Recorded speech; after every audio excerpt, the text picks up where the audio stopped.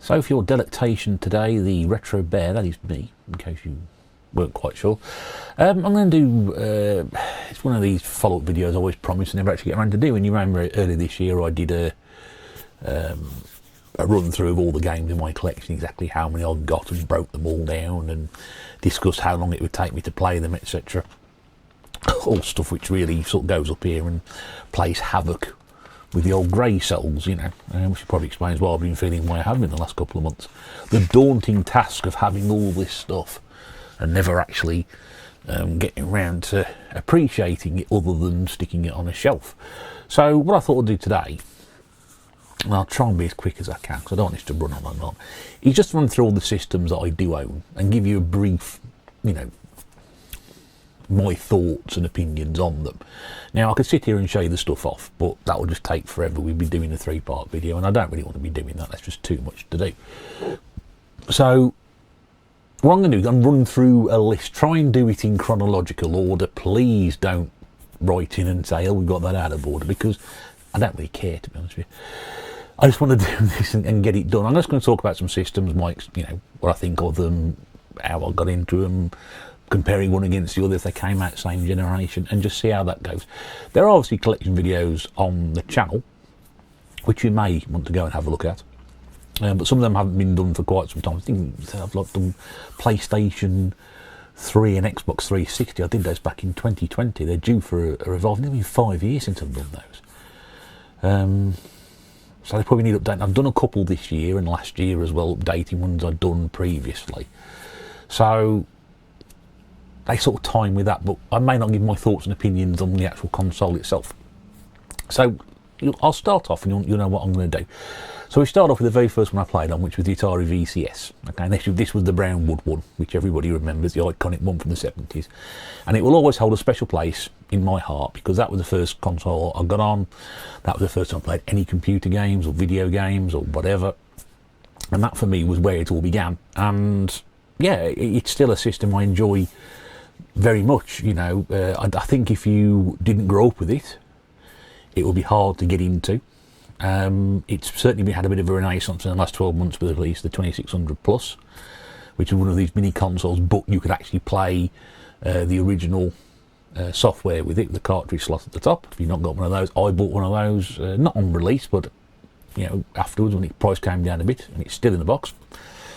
Yeah, I think I'll probably do a video on that as well at some point. But yeah, you know, I've got 17 games to that. I love the VCS, always will love the VCS. It will always be, you know, it has to be one of my favourite consoles because it was one I started with.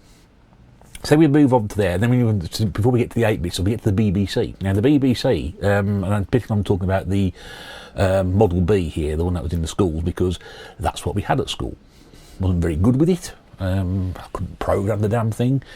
My dad always used to bring one home from school during the summer. My dad being a teacher, he also used to bring one home, and I'm guessing really with the attachment to the educational software, because we play things like Granny's Garden, which is a great game. Never played Granny's Garden, fantastic game.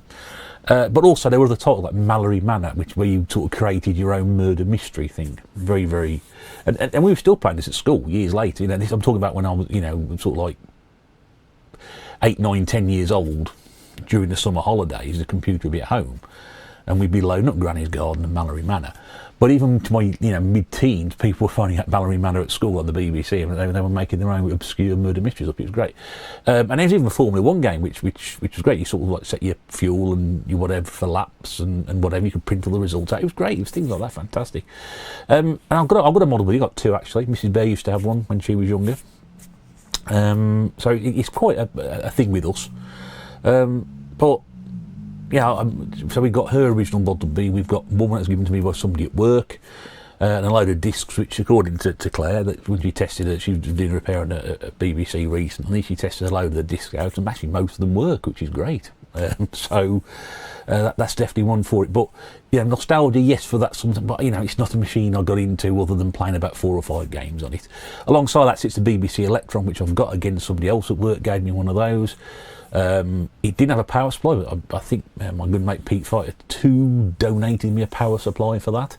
Yeah, BBC gaming, not really something I got a lot of nostalgia for, but Still very important on the timeline. Then we move to the 8-bits. We're talking now about 8-bit micros. We're talking about the Commodore 64. We're talking about the Spectrum. We're talking about the Amstrad. Now, I'm going to lean very heavily on the C64 here because that was the one that I played on the most at friends' houses. None of these systems I had, by the way, these three, none of them. A Spectrum, I think I played on a couple of times. And an Amstrad, you know, you had more chance of finding Shergar at the time than finding an Amstrad around here. It was ridiculous. But that's how it is. And yeah, I mean, you know, the C64 I always loved. You know, I got 516 games of the C64 at last count. 516, that's ridiculous. But yes, I just love it. It was just a big part of me growing up. You know, arcades were a thing, and then these games came out on these systems. What had people I hung around with had Commodore 64s. I can't pick and choose my friends. With the Spectrum, it's something I've got to appreciate more over time, more due so to the fact that, you know, when you saw it, it's black and white and colour clashing and all that, it's not the greatest thing to look at. But, you know, I've got a ZX81, I've got a 48K, I've got a Spectrum Plus, the Spectrum next to Spectrum Plus, and the 128K Plus 2, which is the Amstrad built one, which comes with a tape deck on it. I've got a Plus 3. I've always shied away from the Plus 3. Not particularly interested in having a disc, because that's another rabbit hole that nobody wants to go down. I could do a Go-Tech on it, but it's not the same. People know me, I like to do things properly. And I've appreciated the Spectrum more over the years, especially because the graphics were so well done, because you know, you could draw brilliant graphics and have them monochrome, but with the colours in the background. And I think that works really well. And some of these games are fantastic. You know, 3D racers on the Spectrum and indeed the Amstrad, way better than anything that came on the Commodore 64. You know, I love the C64, one of my favourites of all time. Spectrum, yeah, 315 games I got for the Spectrum. Didn't have any about 4 years ago. I think it was during lockdown I started picking up Spectrum games. 4 years ago, 315. Blimey, that's a lot, isn't it? And then, what have we got after that? We got the Amstrad, which, again, it's only something I appreciated maybe in the last lockdown, you know, post-lockdown, really. Didn't know anybody with an Amstrad. The Amstrad tends to get tarred with the brush that, you know, colourfully it's great, but it's a lot slower than the other two machines. It suffers from, you know, really bad Spectrum ports, just games basically it's more or less the same machine. So a lot of games on Spectrum, they just released identikit ports onto the Amstrad, so they didn't make use of what was there. You think about what it might have been. And then, of course, Amstrad has its own disc version, which I haven't got. And the scrolling sometimes is a bit dodgy, but I really kind of appreciate the Amstrad. Some fun. You know, Chase HQ on the Amstrad. Honestly, I challenge people.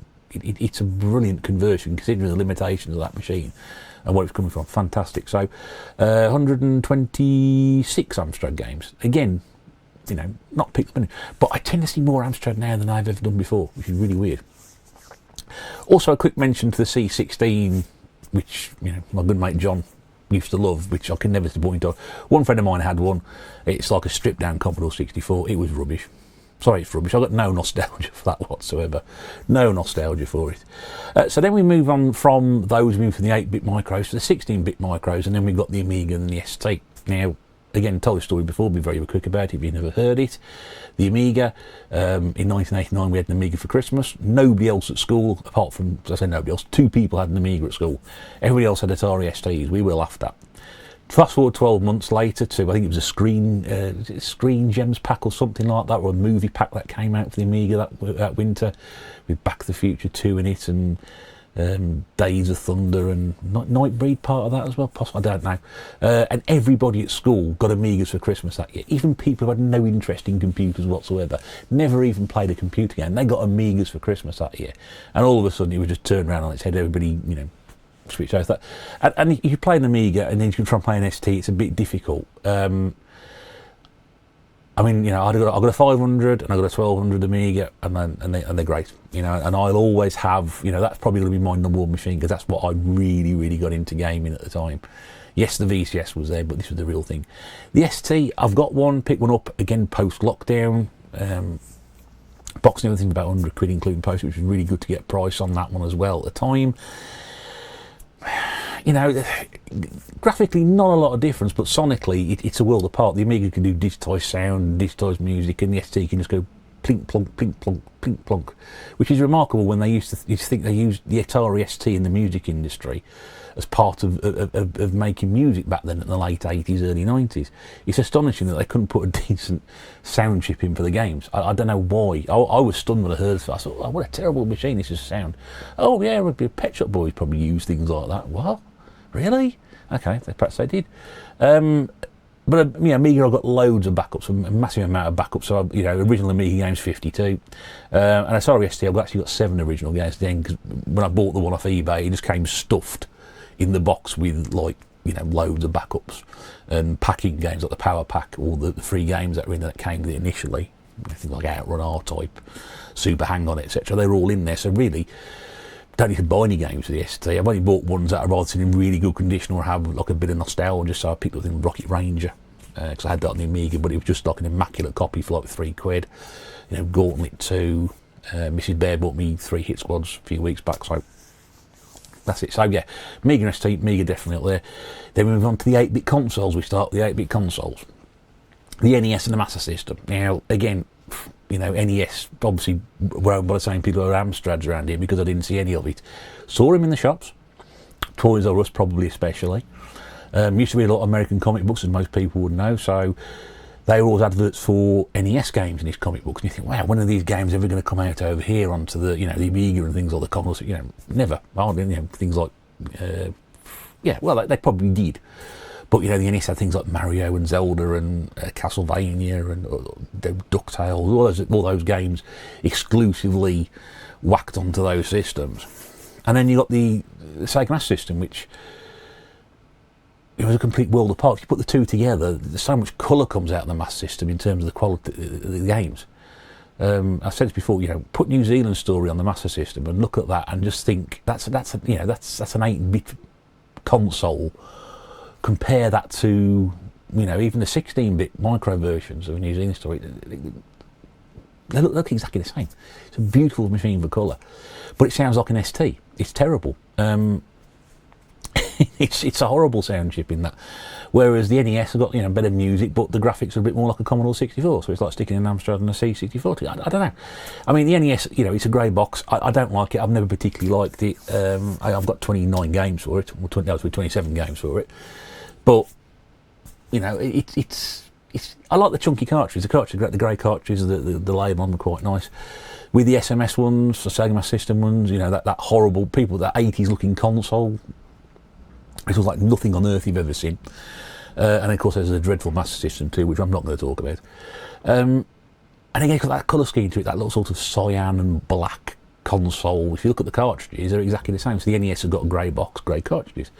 The Sega Master System has got that cyan and black console. You have the cartridge, the box up the cartridge is black with that label on it. It's very, very clever, that. I didn't notice that a few days ago. And the Master System is a system I said I wanted to go into and try and get as many complete games as I could do in box condition. I've got 107, and I've got multiple console. I think I've got 2 Master System 1s and a Master System 2. I have got a Master System 2, just so people are aware. Just backtracking, in terms of multiples, yes, I've got 2 Commodore 64s as well. Yeah, I've been trying to give you an idea of how much junk I've got. But yeah, so yeah, NES, Sega Master System, it was always going to be the Master System. No way. I can't get used to the NES. I just don't like it. Don't know why. So then we move on then from that, we move to the Mega Drive and the Super Nintendo. Now again, Mega Drive was something I got. That was a machine I bought from a guy at college, 50 quid, boxed with loads of stuff like Golden Axe 2 and other things that make me go, God, how much is that worth now? Never got rid of it. Yeah, and the story behind that one is, yes, I bought it for 50 quid, I then traded it in for 50 quid 5 years later for a copy of SmackDown and Spice World on the PlayStation 1. Yes, I know, because Retro Bear. But yeah, I love the Mega Drive. Again, it's the thing with the boxes and how it looks. The black console looks great. But I also quite like the Super Nintendo. In fact, if I put the two together, I probably spent more time playing on the SNES than I did playing on the Mega Drive. Even though I probably like the Mega Drive more over the SNES. And again, because at the time Nintendo got sort of tarred with this kiddie brush You want to play proper games. You know, the NES versions were always. You think about Mortal Kombat, all the blood was taken out of it, but you could buy the Mega Drive version, it's like full of it, you know, great. And that was it, you know, Nintendo were very family and children orientated, we got a kiddie console. But, you know, honestly, you know, I spent hours playing games like Street Fighter 2, you know, Super Mario World, Super Mario on it, what else did we play on that one? Donkey Kong Country, things like Super Tennis, a great tennis game. I played it again a couple of years ago, I was awful at it, which made my opinion slightly change, but a great game. It had all those big hitters. The Zelda game was on there as well. You have Castlevania on it. They were all you know, big hitting titles. UN Squadron, you know, terribly hard game, but you know, I played so many hours on it. And there were games on there that I wanted to play.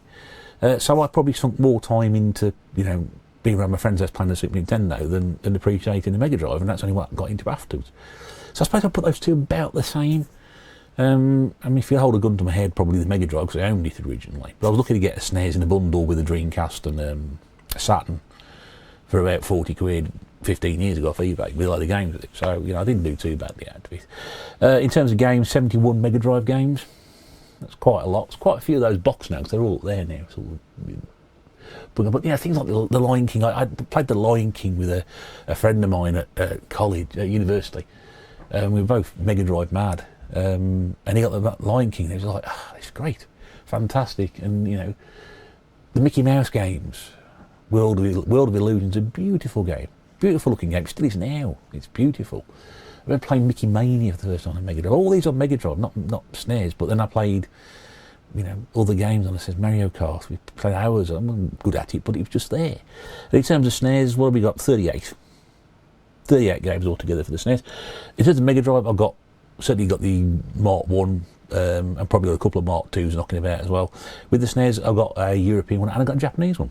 It's very unusual for me to have a Japanese console, but I have a Japanese console. Yes, and about 3 games for it. Mostly, I think, all in Japanese, which I'm really going to struggle playing. So then we move on from the SNES and the Mega Drive onto the next sort of level. We're talking the Saturn, which people know, I'm going to say, oh, it's like the Saturn again. I don't slag it off, it's just not a machine I particularly like. I was a PlayStation kid. I went from the Mega Drive to the PlayStation. I mean, in between, you know, Mega Drive and PlayStation, I was playing a lot of games. Not really. Mostly going around other people's houses and playing games. I wasn't really interested in it. And when I got a PlayStation, shortly after I started working back in '98, I think it was, the Saturn passed me by. I'd heard about it, but we'd never actually seen one or played on one. So I got one years later, and because I probably played the PlayStation when it tainted my opinion of it. You know, it's not a bad console. I think it's a bad console. It's just that probably I've not really given it the time it deserves, and not really put a lot of effort into it. But I know why some people do. You know, some people love it, but for me, it's like way down the list. Probably you know, probably the Sega console I spent the least amount of time on. Obviously, I need to rectify these things, but time is running out. And I've got 23 Saturn games altogether, so not a big selection. But I've been very lucky over the years to buy, you know, loose Saturn consoles for £1 on the car boot sale, because there's no cables with it or controllers or anything. So I've been very lucky to get, you know, 3 Saturns in working condition for very little money. Let's move on from the Saturn then. So we get the N64, and again, it's another machine I played an awful lot on around people's houses. And all that you see, GoldenEye, Mario Kart, and again, I really wanted to sit down and explore. One of those, you know, I thought this is probably the first Nintendo console I really wanted to actually sit down and put time into. I wanted a Super Nintendo, don't get me wrong. That was never going to happen. But with the N64, I thought, yeah, I'd really like this. And you know, I said before on other videos, I used to go around people's houses and get obliterated on these games, but I wanted the time to sit down and play one properly, so much so that when I got an N64 later on, the first 2 games I wanted to sit down and play were Super Mario 64 and GoldenEye, because I wanted to play GoldenEye not in deathmatch mode. I wanted to play the campaign, and that's what I did. And the same with Mario. I didn't want to sit there and just watch people play Mario, and they wouldn't play Mario because you don't sit there and watch other people sit there and watch you play. You want to play it on your own. So that's it. But I do like the N64 apart from the controller, which is the worst controller of all time. End of conversation. I know people feel about that. 45 games for the NES, for the N64, including boxed ones as well. This is just in total, not boxed and loose, but 45 in total. And I've got about 4 N64s. They're all the grey ones, unfortunately. But I just kept finding them back then. You just keep buying them, and I keep them for spares. I might need them. Mrs. Bear might need an emergency repair on one. And these things are going up in price, so it's worth, nabbed all these when they were dirt cheap and just keep them as spares. They may not work, I don't know. We'll have to see what happens. That ever comes to it. Then we got the PlayStation 1, which, like I said, was the first console I bought full price. And, a friend of mine got me into it. We play things like Adidas Championship Football, which is terrible. Tekken, we played a lot of Tekken. Destruction Derby was probably another one as well. I don't know, he just sort of thought, that's quite good, that. And of course then, I got things like ISS and International Superstar Soccer and ISS and Madden, and it was just like a completely different world, and yes, Spice World, and then we just went off on it, and I absolutely love the PlayStation. It's one of my favourite systems of all time. I think if we're going to do a PlayStation checklist, we're probably going PS1, PS3, PS2, PS4. PS1 is way ahead of it. PlayStation 3, I'll get to my reasons for that later, as with the 2, and the 4 just system I haven't put enough time into at all. It just does other things for us. But yeah, 172 PlayStation 1 games, that's a lot, isn't it?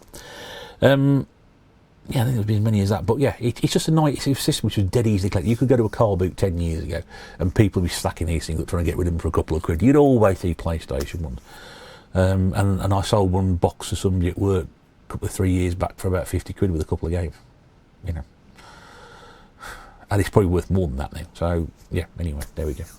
And then we got the Dreamcast. Now I said Saturn was probably the least played on console. I've played the Dreamcast ball, but it's just not something I've had time for. Again, something I would have liked to have got hold of when I first started collecting. I did, but I don't know. Just one of those consoles I've never put the time into, which is a real shame. 22 games all told for that one. But as my good friend Rob Gernaldino plays always used to say, it was the closest thing we got to an actual being able to play Sega arcade games as they were meant to be played in the arcade at home. It was that good. Terrible fan on it. Mrs. Bear did some repairs recently, or a mod on a Dreamcast or somebody, which is quietens the fan down, which is definitely worth trying to look into. Horrible noise that machine made. I wish the thing was going to take off or explode or both. But anyway, one I maybe to play a bit more on, but yeah. And again, I've got how many got those? 3. Yeah, I've got 2 boxed. Well, one not very nicely boxed, one very nicely boxed, and a loose one. So yeah, there we go. And again, those box ones came from car boots, less than 10 quid. Honestly.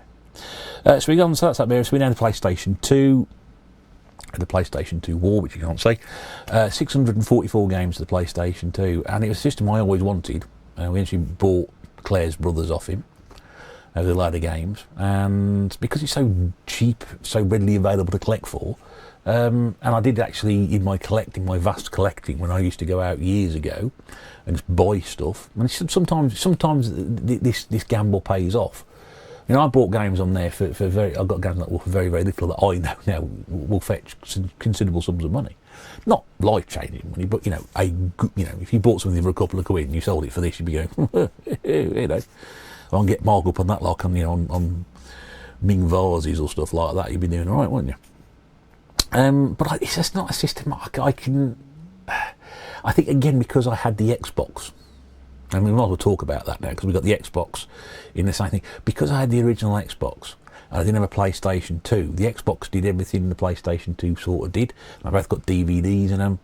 They both play gameplay machines. If I'd had the other way round, would it be a different story? Probably. It's one of those. I've always said it's, of the bigger collection, I've got to say 644 is the second biggest one I've got all told. If I got rid of it, would I miss most of the stuff out of that collection? Probably not. Could I part with it is another question, I don't know. I've always said, get rid of the lesser system like PlayStation 2 and annoy people who like the PlayStation 2. I don't dislike the PlayStation 2, I just don't feel an attachment to it like some people do.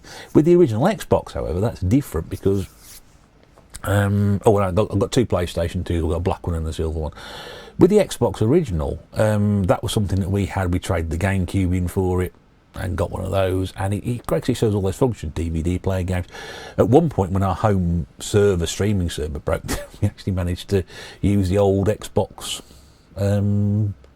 XBMC, I think it was, something like that, control panel on it to stream stuff. We actually used that, the Xbox, and this is when the PlayStation 3 went through one of its funny phases, stopped working. We actually used that, so I'm only talking about something in, say, the last 12, 15 years, something like that, not going back donkey's years. This was great. It's a fabulous little machine. I used to love the Xbox. We chipped my original one so I could play, backups on it. And again, a number of years later, I was in a pawnbroker's and a guy had one for £3 with no cables or anything, and I nearly walked out and left it there. Got a sticky tray on it, but that's all that was wrong with it. It worked absolutely fine. So, I've got two original Xboxes. Again, system, but again, it was so cheap to collect for a couple of, going back pre-lockdown, it was a very, very cheap system to pick up for. Then Retro Gamer didn't have a feature on it, and saying, you can buy all these games for under £2, and it's like, hang on a second, the prices started creeping up, and obviously then people got more into collecting Xbox in recent years, and it's sort of gone from there. So the cheap stuff is still very cheap, but some of the high, it's not an expensive system to collect for. There's not many. If you look at, say, PlayStation 2, there's games which are valued, anything between £200 and £600. There aren't many of those on the original Xbox. There's only 700 odd games for it entitled. So, again, it's a relatively cheap system to collect for. The control pad, it takes me getting used to the Duke. It's called the Duke for a reason. It's massive. I like it. I'd take it over the PlayStation 2 any day. But again, that's probably because I had it rather than that. And then the poor old GameCube. Which I'll get to in a second, so I need to tell you how many Xbox games I've got. 312, which is nearly half a set. And that's slow, I got quite a lot of those for a couple of years ago, and I've not really added many since then. But that was because the prices were getting a bit uppity. What else we got there? We've got GameCube, poor old GameCube. GameCube was a console which we again bought brand new. It's the first console I bought brand new. Brand new on release date. And we just couldn't get on with it. we tried. I think it was because a lot of stuff was late getting released, or didn't come out on time, or whatever. And we just wanted to play games, and that's why we bought it. Just something that you could plug in. It's designed for games. Doesn't do DVDs. Doesn't do anything else. Doesn't do Xvid or those files I used to call back in the day. I can't remember now. Yeah, those old movie files, video files. It just played games, and the discs were dinky, little dinky discs. They're great. It was a great little system. But the games that came out for, that's when I've discovered about Smash Brothers. What the hell was that all about? I just didn't get it. Just didn't understand what the hell was going on. Mario Sunshine, love that game. Love Super Monkey Ball. Love Star Wars Rogue Leader. There were some great games for it, and I've picked up games for it since. We've now got a stand of 62 GameCube games, and I've got about 3 or 4 GameCubes. I've got a black one, two black ones, and a couple of purple ones. I think something like that. I think I've got one boxed. Box isn't great, but it's still in the box. And I've also got the Donkey Konga box, which is one of the very first ones I started picking up when I started retro collecting back in 2008-9. So we've actually got the carry out in a car boot, giant, great big box, and of course the bongos. The Donkey Kong bongos, which are the greatest peripheral of all time, and we have emergency bongos as well. But yeah, I like it as a system. I do like it as a system, but at the time, I think it's a problem if you're buying a system at launch. You need to do your research a little bit. Are there decent games coming out for it? It's not like now when you can go and buy a PlayStation 2, for example. I walk into a charity shop, a car boot, well-known high street establishments, well-known independent establishments, and there's a raft of games you can just go and have a look at. It's not like that, it's different. If you buy a game on launch and literally you've got a choice of, I can't remember what the choice was when we bought it. It was Star Wars, Monkey Ball, Wave Race 64, which is, not 64, Wave Race Blue Storm. It's a great game. Love that game. Yeah, we had it later on. I can't remember what I'm not it's not going to keep you awake and not what the launch games, but there wasn't an awful lot that we thought, well, you know, I like Wave Race, but does Claire like Wave Race? And Star Wars, we both mind Star Wars, that'd be quite good, we'll have that one. Monkey Ball, well, you know, I'd never heard of it, so I read monkeys hitting each other with, you know, monkeys in mazes, and monkeys hitting each other with giant boxing gloves and little mini games and stuff. We had a hilarious time playing that game, great game. But yeah, just missed opportunity, but something I appreciate now that better than I did at the time, really. Then we move on to the next generation. We're on to the PlayStation 3. We're on to the Xbox 360. And again, putting these two together, I mean, I wanted a 360. And all these cases where I want this, but we're going to go with this instead. It's like when we decided to move to the GameCube, I wanted to go PlayStation 2, Claire wanted to go Xbox. You can see where this goes in life, can't you? And then I wanted the 360, and she said, oh no, the PlayStation 3 is much better. Why? Well, of course, there's the whole Blu-ray HD DVD thing, which Microsoft lost by a considerable distance. Sony actually backed the right one this time rather than Betamax. So that was a big part of it, and the fact that, you know, PlayStation 3 came in with a built-in Blu-ray. That was moving on from DVD. DVD was now becoming old hat, or would be old hat, and Blu-ray was the way to go. Of course, there was a 3D function built into it as well. And then, of course, it would do all these things streaming as well. We could run, you know, media through it. Fantastic. And the Xbox just wouldn't do that. Xbox was great for games. When I played games, great, but I think at that point it was pointed out to me, well, we've had a GameCube, and we've not really played games and that. Your PlayStation 1 got nicked, and you've not really missed it. You've got loads of ROMs on your laptop you don't play on, and we had an Xbox which is just sitting there. So we're not going to buy something just purely for games, we'll buy something which is going to do. And I think when we bought the PlayStation 3, it came with, bought it brand new from game, with films in it. So we had Spider-Man 3 and Die Hard 4, which are not great not great films. I thought it came with something else. And then we went and bought some second-hand games from our local independent. What did we pick up? Formula 1 World Championships. We both like racing games, but we didn't get on with that one. Madden 07, because it's Madden, not like NFL. And Marvel Ultimate Alliance, I think, was the other one, which I mentioned a couple of weeks ago, I couldn't get on with it. And I still can't. So, but for the PlayStation, he was like, yeah, you know, he did that. So, you know, we ran that one into the ground. You know, Mrs. Bear discovered a love of playing first-person shooters and going online playing them, and basically burnt the PlayStation 3 out. I think twice it had to go off to be recooked, because it was on a startup problem. The yellow ring of death, wasn't it? Yes, so it went off twice to be redone. And then after the third time it went, she said, well, it's not going to come back that time. I got into playing Guitar Hero and Band Hero and Rock Band on it, because I've got an Aerosmith Guitar Hero set. So I got a fair amount of use for it as well. So it was a good little system for us. We really quite enjoyed that. It was multifunction. And I always want to get an Xbox. And when I did get an Xbox, and this was probably in 2019, so I've now got two of those. You know, I've collected, like, you know, what we got, PlayStation 3 games, 151. No essentials, by the way, no PlayStation 3 essentials in my collection. And then if you look at the 360, 252. And again, 360, so many cheap games for it. Well, they were at the time. It's different now, isn't it? It's different. Some of these games have shot up in price. We discussed this previously. And the PlayStation 3, again, got a lot of those quite cheap. The legacy of the 10p bucket, when cash converters were knocking all those games out for nothing, you know, 10 pence. Couldn't believe it, you know. Gimme. Yeah.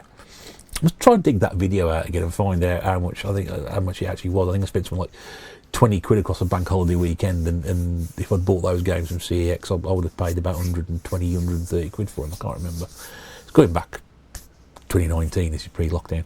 And a PlayStation 3, we got rid of our old, unfortunate, fat 60 gig, wasn't it? The one that wasn't backwards compatible. And then we got a slim, which sits in the other game room at the moment with the Xbox 360, ironically. Yeah, and that's how it turned out. But the PlayStation 3, again, put the two together. I wanted to like the Xbox. I like the Xbox for gaming. It's good. You know, I don't think between the two there's a different gaming experience. Just our needs and purpose for the PlayStation 3 was that, which is why I have it above the PlayStation 2, because it was more useful. Rather than just being a games machine. Then there's the dear old Wii, 712 games at the last count. 712, mega amount of games. And again, it's because somebody brought a Wii round to our house, like most people did back then. Oh, I've got this really weird console, oh, you love playing this, leaping around your lounge playing tennis and whatever. And yes, I did enjoy leaping around my lounge playing tennis and nearly throwing me back out playing golf because I was taking it far too seriously. Yes, it is. It's just one of the machines that just sort of sits there. It's not, as I said before, many times, it's not my favourite console of all time. It's just something that nobody ever collected for. Everybody hated it, as far as I can tell.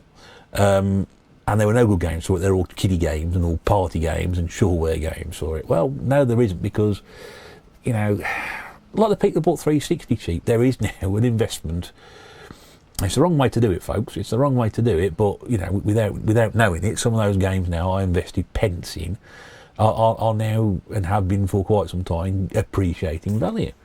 And some of those games, because they were quite limited in terms of release, now may stay that way, and in some cases even go up, which increases a value of that collection in place.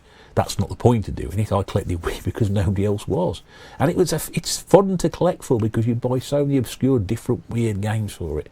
I bought games that most people would never have bought just because they're Wii games. Honestly, the amount of embarrassing times I've had in shops taking stuff to the counter and been looked at strangely. Yes. Not because, well, yeah, because of some of the nature of it. Jace will tell you about this, my mate Jace. And I've mentioned it before, but yeah, when you're buying games like,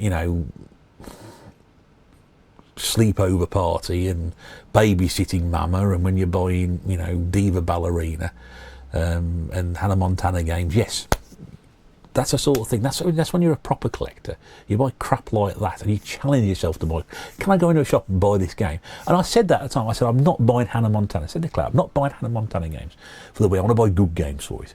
Yeah, but it's 50p. Yeah, well, 50p, isn't it? Yeah, but at some point, because it's 50p, nobody will want it, and then it'll all disappear, and then nobody will have one. There's something in that. And there, that's why I end up with 712. And I've got a red Wii, a black Wii, a blue Wii, so that's you go to the doctors, and the original white, and another one. So I've got 5 altogether, so I've now got the 4 limited edition colours, or the 3 limited edition colours to go with it. Yeah. Like I said, not my favourite console of all time. It might scrape into the top 10, but I've had so much fun with it, and it's iconic. It's why I'm still here, really. If that disappeared, then there really wouldn't be much purpose anymore, would there? Onto the Wii U, which I do like, and I've always kind of liked the Wii U. I love the tablet that came with it. I thought it was great, and I've sat in there and played it. If you're able to get the sound off your telly tuned in with the sound coming out of the tablet, you've got this amazing surround sound. Now that's not a surround, that's not, there's no extra speakers in it, that's coming out of there, and obviously with the tablet on the Wii it's coming out there, you can actually get this amazing surround. It's fantastic, it really is. And I know, people say, oh yeah, it's like Wii 2.0 or something, or Wii 1.1, and it didn't work very well, and whatever. The cover, the colour of the case was fantastic, and there were some good games from it, but I could see why people just didn't buy into it. It was not quite the next step. The Switch should have been the next step. There should never have been a Wii U. The Switch should have been the next thing along. And I've only got 27 altogether for the Wii U, because I don't really go around collecting it. And again, some of it's insanely expensive as well. Yeah, so that's it. But again, I do like it. We've got a couple of those. I've got a couple of units. The tablet is very difficult to get hold of. The tablet is quite expensive. The actual sort of hard drive, or the console itself, is quite easy. I think I've got about 3 of those. I've got 2 lurking down behind there, I think. And definitely got the one which is set up in the other room. And then we move on to the last sort of 3 consoles that I've got, which are sort of in circulation. And these are the Xbox One, which I bought from Hidden Chest. I know where that came from. The Nintendo Switch, which was a present from my dad. 2017, I think it was when it came out. And then the PlayStation 4, which I got with a mobile phone around about the same time. So Xbox One games I've got 12. Switch games I've got 15. Most of them bought by my dad for presents and things. And PlayStation 4 I've got 30 games altogether. Some of those have been donated from such wonderful fellow YouTubers and good human beings like Liam over at RetroRam and Stu over at GemPixel. Sent me stuff for those as well. Yeah, so why don't I... Well, the PlayStation 4 sits in the lounge and it sits there, and its function at the moment is, well, I don't know. It's been great playing Fall Guys and stuff on, because that's probably the most time I've used it. I've done a couple of gaming streams on it as well, which is unusual for me. I haven't done those for a couple of years. And I've got these games, but I just don't sit down and play them. And I think, you know, I've had this conversation again a couple of weeks ago with somebody. It's like, you know, you buy a game, you stick it in there, and you've got to sit there and wait for it to download. Oh, God, I haven't got enough space. I've got to take this off and remove this and put it on from there. And it's like, I mean, we pay the PlayStation Plus subscription monthly. And we decided at the start of the year, we will just not pay up front for it. We'll pay it per month. If we don't use it, we haven't used it. We've hardly used it. We went looking for Wipeout the other day. It's not on there. It's ideal. Great if it came into use, but it didn't. So it really just sits there and doesn't do an awful lot. Mrs. Bear uses it mostly for watching 3Ds, and she doesn't watch that many of them. So it's a bit of a missed opportunity with that one. And then the Switch sits below it, which, depending again, you know, we've been playing Fall Guys online. Mrs. Bear goes on with the Switch. You know, we played Mario Kart a hell of a lot when we first had it, Mario Kart 8. Really enjoyed that one. But the rest of the games, no, not really. Not really sat there and played an awful lot of them. Played a bit of Crash, the Crash trilogy. Played a bit of Rayman. Mrs. Bear's done a lot of time onto Breath of the Wild. I'm not sure how far she's into it, or how far she's going to get before it gets to the end. Could be months yet, I don't know. Every now and again she dips into it. But, you know, I've seen her play games like Fallout 3. And Fallout 4 and the Call of Duty games, and she's just gone. She's completely immersed into them, gone. And she doesn't quite have that same hook with Breath of the Wild. So anyway, and with the Xbox One, I've barely used it. I've barely used it. I just wanted it because I got the other two, and it was, you know, Dana Aiden gave me a fair price on it. So, and it was boxed and everything, so, you know, in a way, it's not bad. And I just wanted, when I say I've added games to it, I mean, I've not added any particularly great games to it whatsoever. And I've got the Rare Replay, which is all the old Rare software games from the 80s and 90s on the console, which is, you know, essential, really. It only costs you like £3. It's definitely worth picking up. But I mean, most of them are just sort of like throwaway games that, you know, Steve at Cooper's World donated me a Madden game for it, because he knows I like American football, but, you know, Chris at Bin Boots I'll Picking sent me, was it Sunset Overdrive as well? So, you know, I appreciate all these things, but as a console, it's just not something I've sat down and played with properly. I'd like to, but I don't think I will. And again, that sits in there. So in the other room, we've got the Master System for some reason, which then sits alongside the PlayStation 3, the Xbox 360, the Wii U, and the Xbox One. And they're all just sitting there. So those are the ones I put the time into. Let's very, very quickly overview on other ones that I've got. Atari 7800. Asteroids is built into that, and I've also got Jinx up there, which Stu, again, Gem Pixel sent me, which I've not really played on.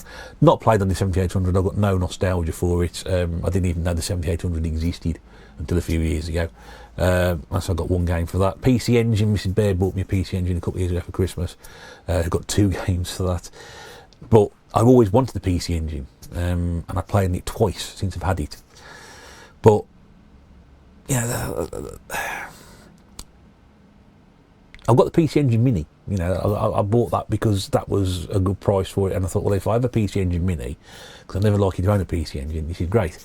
And then, you know, a PC Engine, not really used it, but I've only got Bomberman and R-Type for it, and that R-Type card is only half the game. You're going to need to buy the R-Type 2, which is the other half of the game for it. But anyway, it's just nice to have it, and you know, my mate was dead jealous because he always wanted one as well, and I've got one now and he hasn't.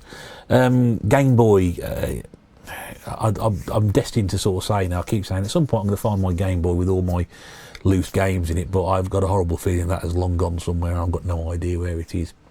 So I've only got 11 Game Boy Colours, but I've still got loads of Game Boys, about 5 or 6 different Game Boys, original ones, Game Boy Colours, yeah, all different sorts, Game Boy Pockets, got all sorts of different Game Boys. Game Boy Advance got 19 games for that, and I've probably got at least 2 or 3 Game Boy Advance consoles as well.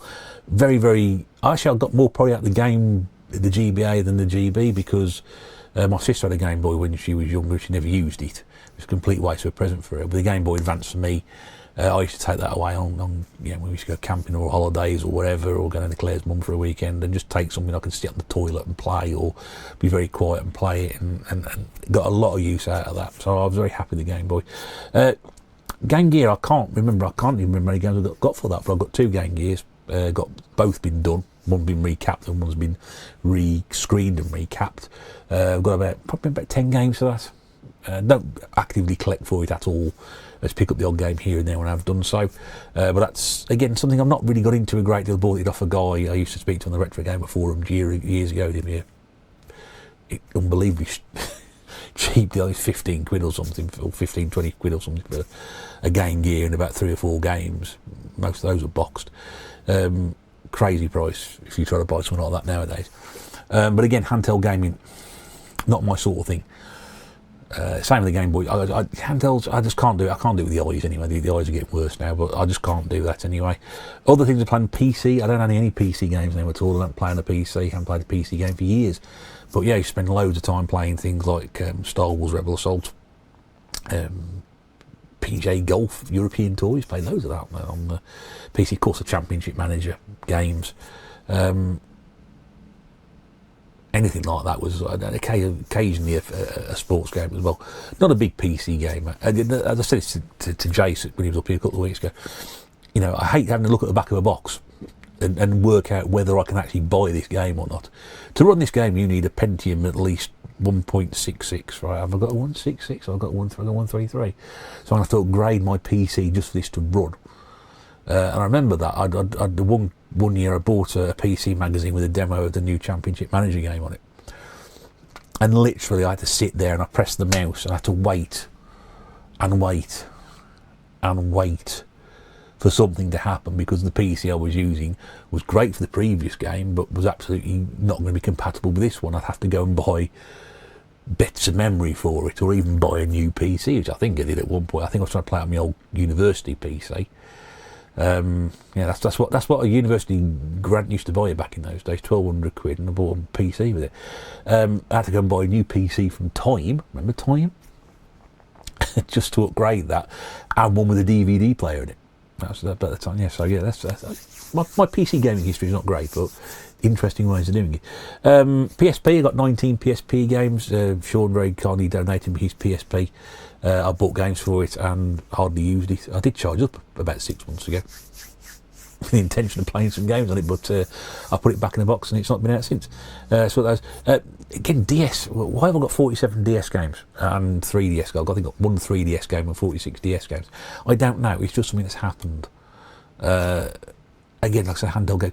I mean, I've got Mario Kart 7. There's a couple of games I wanted to play a lot. There was a Duck-a-Buck based on the Daffy Duck Looney Tunes cartoon. That's the only reason I've got that game, just to play that on. But again, DSs are so cheap to pick up. The games are so cheap to pick up. You can walk into CEX or whatever, and buy a game for 50p or 50p to £1.50, and there's lots of good games for it. But again, handheld gaming, not my sort of thing. And that really is it. That really, I'm just trying to remember all the systems I played on and things that I remember the past, and I think I mentioned the C16 and I mentioned the PC. With the exception of those two, everything else I've spoken about I own. It's a horrendously long list of about 38. I mean, I can't count them all up individually, including the spares. Then I can't remember. I mean, I 1, 2, 3, 4, 5, 6. There's probably something. I probably got something in the region of somewhere between 50 and 80 consoles. Some of those will be doubles. Amazing what you hoard. I'm not sure what I've done this for, but it's just to try and purge my soul. Stop buying stuff, but that's it. I don't need to buy any more consoles. One console eludes me, which is the Mega CD one, and I've seen those, and I think last time I made an inquiry about that, I was told I wouldn't get much change, about 2 to 250 quid for it. And as Mrs. Bear says, they don't always work. Excuse me, and I think 200 to 250 quid is a lot of money just to throw at something to say, fine, I can stick it on the shelf with everything else. So maybe not, but yeah, hope you've enjoyed that anyway. A bit of talk about that and console chat, and we've gone back to talking about games rather than playing them, but I think we'll leave it at that for the time being anyway. If you have enjoyed that, glad drop a comment below. Have you played on this? Have you got any funny stories to tell about a game? That's why I'm trying to get more stories out of these things. You know, have you got any funny stories or experiences or opinions on what you think is the best console, what's the worst console? Things like that. So try and get a bit of debate going. That'd be nice. Anyway, thanks for watching. I'll see you again very soon, but until then, it's bye for now.